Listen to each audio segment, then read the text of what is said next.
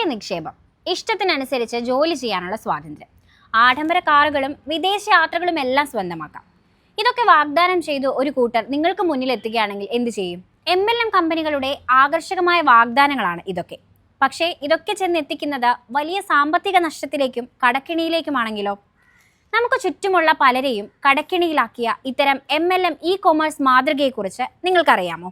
അഴിമുഖത്തിന്റെയും news മിനിറ്റിന്റെയും സംയുക്ത അന്വേഷണ പരമ്പര അത് നിങ്ങൾക്ക് വ്യക്തമാക്കി തരും. 21ാം നൂറ്റാണ്ടിലെ വാണിജ്യ രംഗത്ത് വിപ്ലവം സൃഷ്ടിച്ച ഒന്നാണ് ഇ-കൊമേഴ്സ്. ഉൽപ്പന്നങ്ങൾ ഓൺലൈനിലൂടെ നേരിട്ട് ഉപഭോക്താവിലേക്ക് എത്തിക്കുന്ന ഈ സംവിധാനം സുതാര്യവും കാര്യക്ഷമവുമായ കച്ചവട സാധ്യതകളാണ് തുറന്നു നൽകിയത്.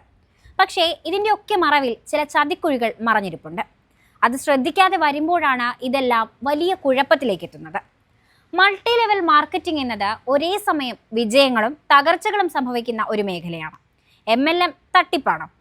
ആ ചോദ്യത്തിന് ഒറ്റ വാക്കിൽ ഉത്തരം നൽകുക പ്രയാസമാണ്. കാരണം ഈ വ്യവസായത്തിൽ നിയമപരമായി പ്രവർത്തിക്കുന്ന കമ്പനികളെ പോലെ തന്നെ മറുവശത്ത് മണി ചെയിൻ തട്ടിപ്പുകളും നടക്കുന്നുണ്ട്. MLM വഴി രക്ഷപ്പെട്ട ചെറിയ വിഭാഗത്തെ പോലെ തന്നെ സർവ്വതും നഷ്ടപ്പെട്ടവരുടെ വലിയ ഒരു സമൂഹവും നമുക്ക് മുന്നിലുണ്ട്.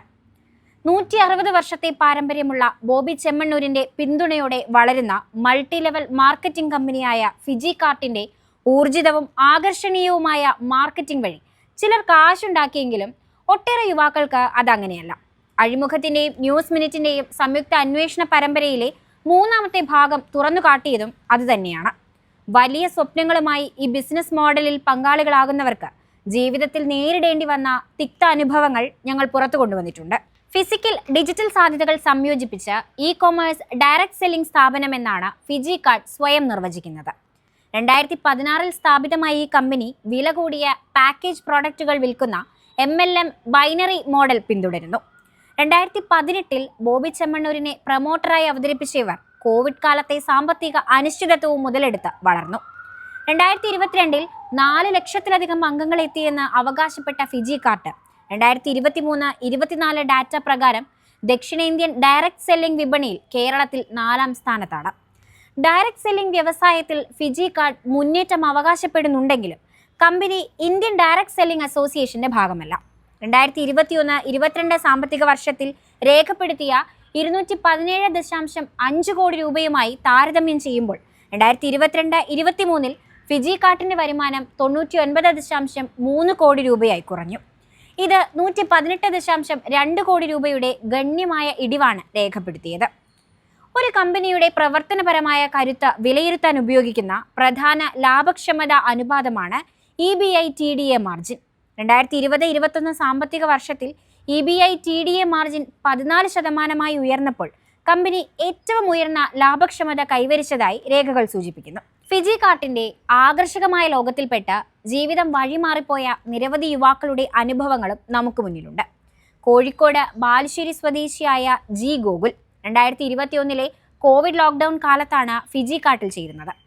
2-piece സ്യൂട്ടും ആഡംബര കാറും പോലുള്ള സോഷ്യൽ മീഡിയയിലെ വിജയശ്രീ ലാളിതന്റെ പ്രകടനങ്ങൾ യഥാർത്ഥത്തിൽ അപ്ലൈൻ മാനേജർമാരുടെ നിർബന്ധത്തിന് വഴങ്ങി വൻ വായ്പ എടുത്താണ് ഗൂഗിൾ നടത്തിയത്.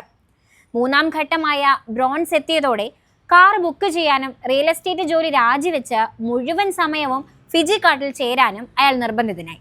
2021 ഡിസംബറിൽ സ്വർണ്ണമാല വിറ്റും അമ്മയുടെ ആഭരണങ്ങൾ പണയം വെച്ചും ലോൺ എടുത്തും ഏകദേശം 13 ലക്ഷം രൂപ വിലമതിക്കുന്ന സ്കോഡ റാപ്പിഡ് അദ്ദേഹം വാങ്ങി. 21,000 രൂപ EMI അടയ്ക്കാൻ കഷ്ടപ്പെട്ടിരുന്ന ഗോകുലിന് 3 വർഷം കൊണ്ട് ഫിജികാർട്ടിൽ നിന്ന് ലഭിച്ചത് വെറും 3.5 ലക്ഷം രൂപ മാത്രമാണ്. ഒടുവിൽ 16 ലക്ഷം രൂപയുടെ കടം, മോശം സിവിൽ സ്കോർ, തകർന്ന ബന്ധങ്ങൾ എന്നിവയാണ് അദ്ദേഹത്തിന് ബാക്കിയായത്. കാറ് പകുതി വിലയ്ക്ക് വിറ്റ് ഇപ്പോൾ വിദേശത്ത് ജോലി ചെയ്യുകയാണ് ഗൂഗിൾ വഴിയാണ് 26 വയസ്സുള്ള അർജുൻ KM ഫിജികാർട്ടിൽ ചേർന്നത്. പറ്റില്ല എന്ന് പറയാൻ കഴിയാത്ത അത്ര അടുത്ത ബന്ധുക്കളെ ലക്ഷ്യമിടാനാണ് ടീം ആവശ്യപ്പെടുക. ഗോകുലിനെ പോലെ തന്നെ അർജുനെ കൊണ്ടും ഫോക്സ് വാഗൺ പോളോ കാർ വാങ്ങിപ്പിച്ചു. സാമ്പത്തിക പ്രശ്നങ്ങൾ പരിഹരിക്കാൻ അദ്ദേഹത്തിനൊടുക്കം സ്വന്തം ഇരട്ട മരുമക്കളുടെ സ്വർണ്ണ മോതിരങ്ങൾ വിൽക്കേണ്ടി വരികയും സഹോദരിയുടെ ആഭരണങ്ങൾ പണയം വെക്കേണ്ടിയും വന്നു. ടീച്ചർ ട്രെയിനിങ് കോഴ്സ് പൂർത്തിയാക്കാനുള്ള സ്വപ്നം ഉപേക്ഷിച്ച് നിലവിൽ മൊബൈൽ ഫോൺ കടയിലെ വിൽപ്പനക്കാരനായി ജോലി ചെയ്യുകയാണ് അർജുൻ. തങ്ങൾ നേരിടുന്ന പ്രശ്നങ്ങൾ ചർച്ച ചെയ്യാൻ ഗൂഗിൾ ഉൾപ്പെടെയുള്ളവർ ചേർന്ന് ആരംഭിച്ച റിയാലിറ്റി എന്ന വാട്സപ്പ് ഗ്രൂപ്പ് വലുതായതോടെ ഫിജികാർട്ട് ഇവരെ ഒത്തുതീർപ്പിന് പിടിച്ചു. അതിന് വഴങ്ങാതെ വന്നതോടെ അപകീർത്തിപ്പെടുത്തിയെന്ന് ആരോപിച്ച് 10 കോടി രൂപ ആവശ്യപ്പെട്ട് നിയമപരമായി നോട്ടീസ് അയച്ചു. ഒടുവിൽ തൃശൂർ ഈസ്റ്റ് പോലീസ് സ്റ്റേഷനിൽ വെച്ച് നടന്ന ചർച്ചയിൽ കമ്പനി ഉന്നത മാനേജ്മെന്റ് അംഗങ്ങൾ ഉൾപ്പെടെ പങ്കെടുത്തു. ശബ്ദമുയർത്താൻ ശ്രമിക്കുന്നവരിൽ ഭയം സൃഷ്ടിക്കാനുള്ള തന്ത്രം മാത്രമായിരുന്നു ഈ നിയമ നടപടികൾ. ഒരു കാലത്ത് ഫിജി കാർട്ടിന്റെ വളർച്ചയുടെ കേന്ദ്രമായിരുന്ന ബാലുശ്ശേരിയിലെ മുൻ ഫിജി കാർട്ട് സ്റ്റോറുകളും പ്രധാന ഓഫീസ് കെട്ടിടങ്ങളും ഇപ്പോൾ അടച്ചുപൂട്ടിയിരിക്കുകയാണ്. മറ്റു ബിസിനസ്സുകളിലേക്കും അവ വഴിമാറിക്കഴിഞ്ഞു.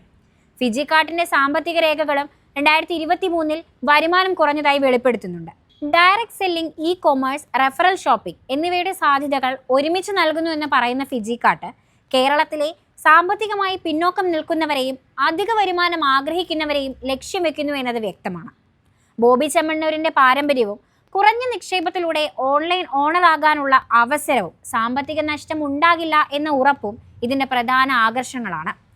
എന്നാൽ ഒരു മൾട്ടി ലെവൽ മാർക്കറ്റിംഗ് കമ്പനിയുടെ എല്ലാ ലക്ഷണങ്ങളും ഇതിൽ കാണുന്നുണ്ട്.